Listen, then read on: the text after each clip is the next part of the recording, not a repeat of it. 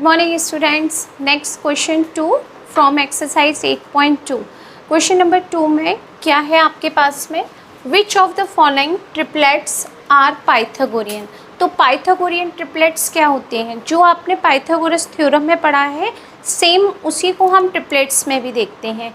जैसे आपने Pythagoras theorem में देखा था कि एक राइट ट्रायंगल में ये हाइपोटेनियस होती है और ये अदर टू साइड्स होती हैं। तो फॉर्मूला क्या होता है हमारा?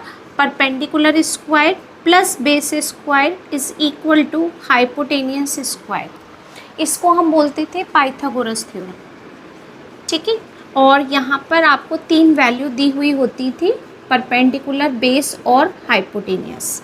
अब ट्रिपलेट्स भी इसी तरीके से होता है। अगर आपने देखा हो तो जब हम ये पाइथागोरस थ्योरम अप्लाई करते हैं तो हाइपोटेनियस हमेशा अदर टू साइड से ग्रेटर ही होता है। जब भी आपने देखा होगा पाइथागोरस थ्योरम में तो हाइपोटेनियस परपेंडिकुलर से भी बड़ा था, हाइपोटेनियस बेस से भी बड़ा था। और जब आप इसकी कैलकुलेशन करेंगे तो हाइपोटेनियस का स्क्वायर भी अदर टू साइड के स्क्वायर के सम के इक्वल होगा। तो बिल्कुल यहाँ पर हमें ये देखना है कि जो ट्रिपलेट्स हैं इनको हम ट्रिपलेट्स कहते हैं। यहाँ पर हम इसको परपेंडिकुलर, बेस और हाइपोटेनियस कह रहे हैं। यहाँ पर आपको 3 वैल्यूज़ दी हुई हैं, 3 इंटीजर्स, ठीक है। ये आपको 3 इंटीजर्स दिए हुए हैं और आपको देखना है क्या ये ट्रिपलेट्स हैं। तो ट्रिपलेट्स कैसे हम कैलकुलेट करेंगे?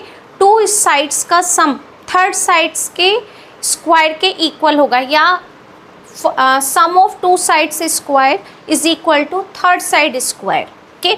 यानी इन 3 नंबर्स में से सबसे बड़ा नंबर कौन सा है? 25 है। हमने इसको 25 देखा, सबसे बड़ा नंबर है। 25 का स्क्वायर अगर अदर 2 साइड्स के स्क्वायर के सम के इक्वल है तो ये ट्रिपलेट्स हैं, अदरवाइज ये ट्रिपलेट्स नहीं हैं, ठीक है। बट आपको 2 स्मॉल साइड्स ही देखनी होंगी। तो यहाँ पर अब हम किसकी बात करेंगे? ट्रिपलेट्स की।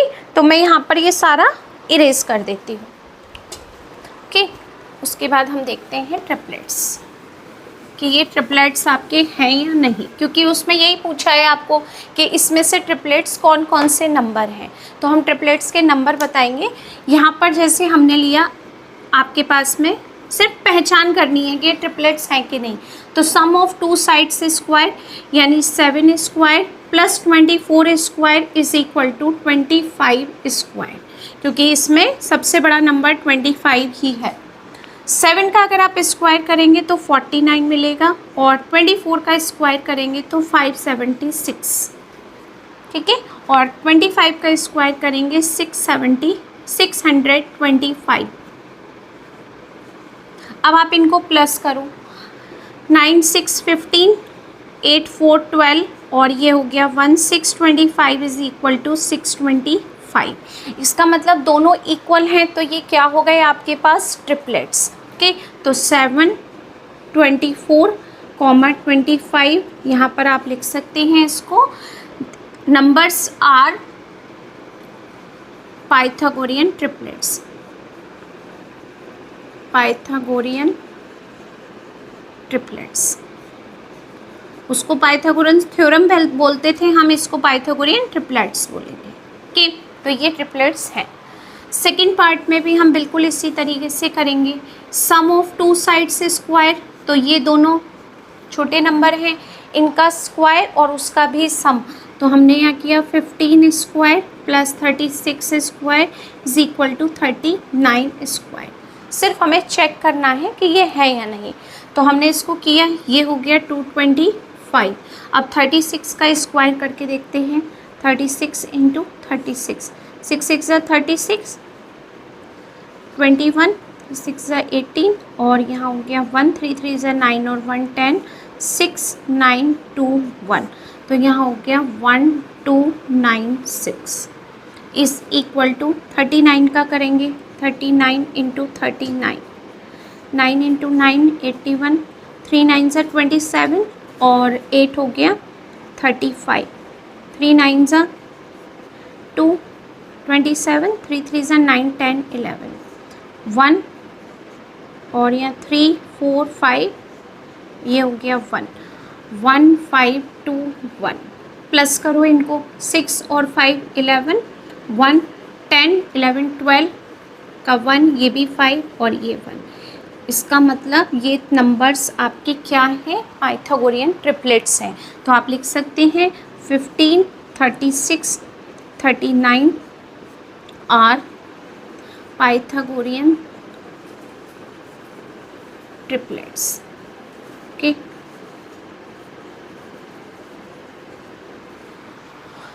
नेक्स्ट सी पार्ट में 25 सबसे बड़ा नंबर है, ये 2 स्मॉल नंबर हैं, तो आपने दोनों के स्क्वायर किया और उनका सम किया किसके, थर्ड साइड के। 15 का स्क्वायर 225, 10 का स्क्वायर 100 और ये हो गया आपके पास 625। जब आपने इनको प्लस किया तो 325 आ गया किसके, 625 के। क्या ये इक्वल आ रहा है, नहीं, तो ये इक्वल नहीं है, means does not equal to. तो आपने लिख दिया नो। 15, 10 और 25 are not Pythagorean triplets. Okay, इस तरीके से हमें ये करने थे। क्लियर हुआ आपको ये? नेक्स्ट पार्ट डी पार्ट 8, 10, 12 ये भी पाइथागोरियन ट्रिपलेट्स है या नहीं। तो कैसे हम पता करेंगे, सेम प्रोसेस वही है जो हमने अभी किया था, ज़्यादा कुछ नहीं लिखना है आपको। Sum of 2 small sides square, 8 square plus 10 square is equal to 12 square. तो 64 प्लस 100 इज इक्वल टू 144। क्या हो गया answer, 164 is equal to 144। Correct है? नॉट, क्योंकि ये इक्वल नहीं है एक दूसरे के। इट मीन्स ब्रैकेट में 8, 10, 12 आर नॉट पाइथागोरियन ट्रिपलेट्स।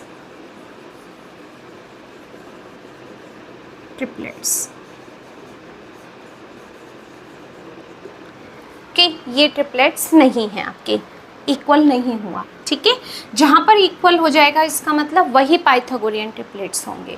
तो यहाँ पर हम किस तरीके से करेंगे इसको,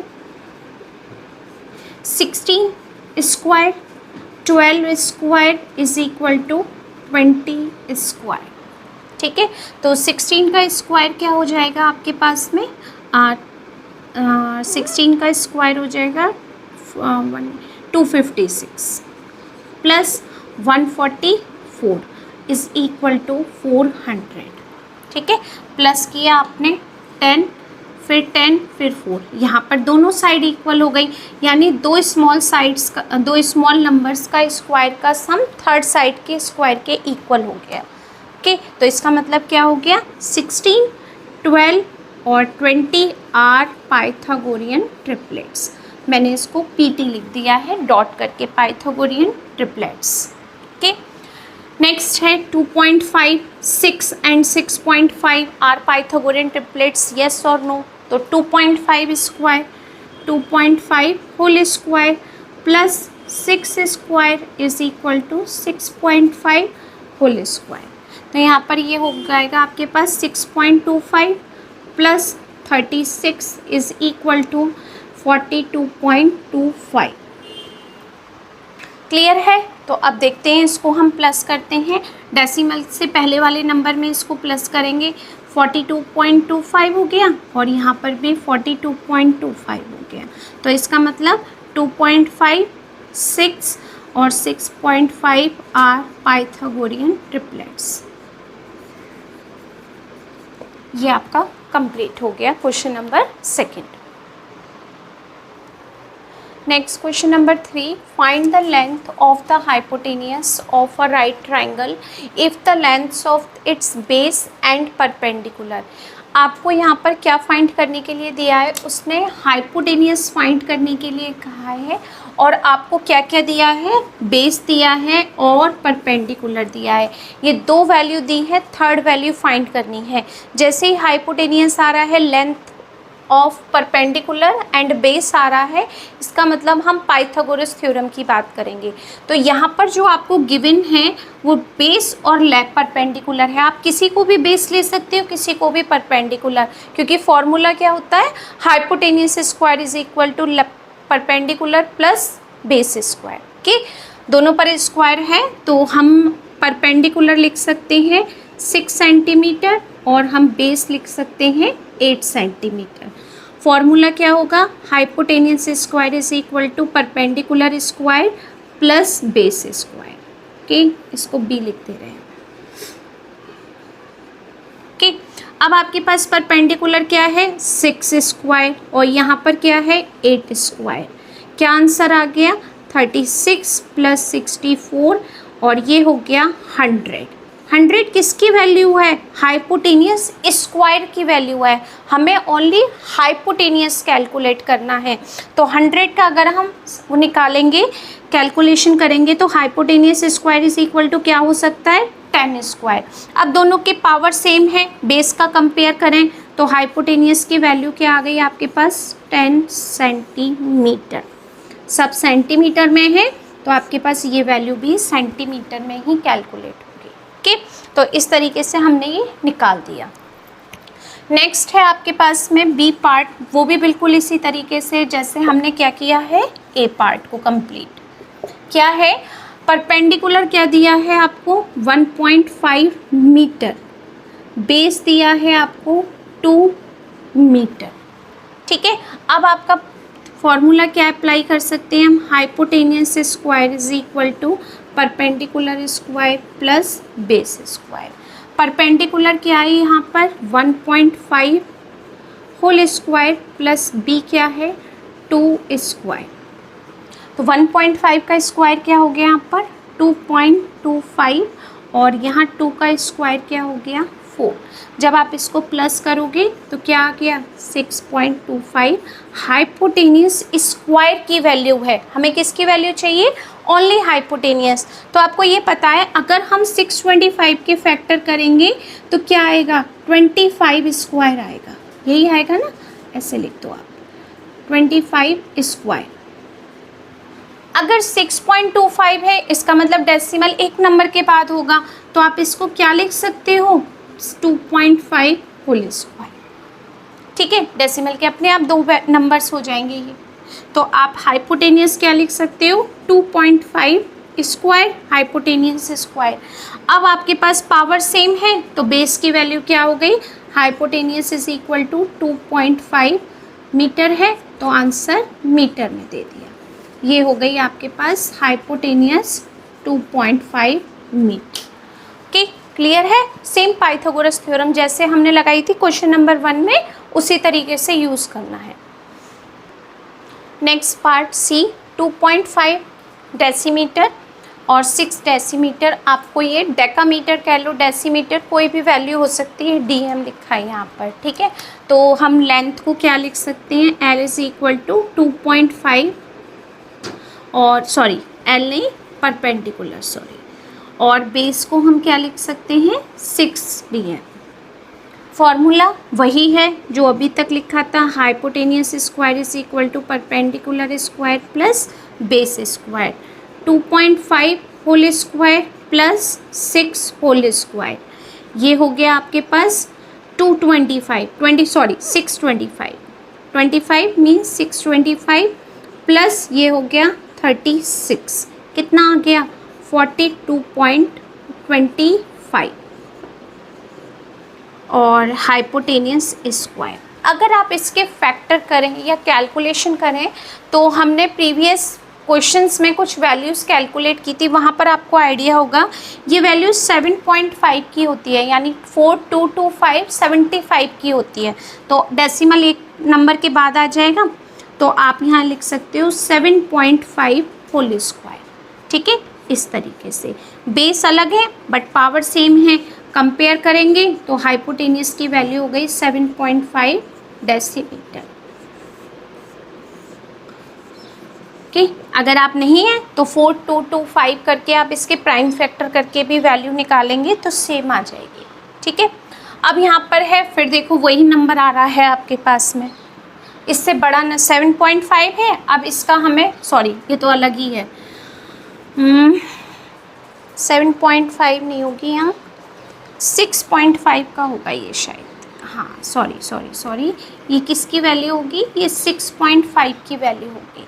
तो 4225 के जब हम फैक्टर करेंगे तो हमें 6.5 मिलेगा। अगर आप चाहें तो करके देख सकते हैं। 65 का 5 5 ज़ा 25, 5 6 ज़ा 30 और ये 32, 6 5 ज़ा 30, यहाँ पर हो गया 3, 6 6 ज़ा 36, 37 38 39। तो यहाँ क्या आ गया 5 2 आ गया आंसर करेक्ट। ओके, और डेसिमल अगर आप यहाँ पर पॉइंट की बात करेंगे 1 1 1 और 1 2 डेसिमल प्लेस, यहाँ पर 2 डेसिमल प्लेस, इसका मतलब 6.5 करेक्ट है। नेक्स्ट है 7.5 यानी परपेंडिकुलर क्या हो गया 7.5 सेंटीमीटर हो गया और बेस हो गया हमारे पास 18 सेंटीमीटर। जब आप करते रहेंगे ना स्क्वायर तो आपको याद हो जाएंगे। ओके, तो अब हाइपोटेनियस स्क्वायर क्या होगा आपके पास, perpendicular square plus base square. Perpendicular क्या हो गया 7.5 होल स्क्वायर प्लस बेस हो गया आपके पास 18 स्क्वायर। क्या आएगा आंसर यहाँ पर 56.25 प्लस 18 स्क्वायर होता है 324। 0.5 तो सेम हो गया, 6 और 4 10 और यहाँ पर हो गया 8 और ये हो गया 380 स्क्वायर। ओके, अब ये किसका होता है स्क्वायर, आप इसका कैलकुलेशन करेंगे तो ये आ जाएगा 19.5 होल स्क्वायर। जब इसके हम फैक्टर करेंगे तो 19.5 होल स्क्वायर, आपके पास यहाँ भी स्क्वायर है यहाँ भी स्क्वायर, तो हाइपोटेनियस क्या हो गया 19.5 सेंटीमीटर आंसर। आपको ये फैक्टर करके देखने होंगे।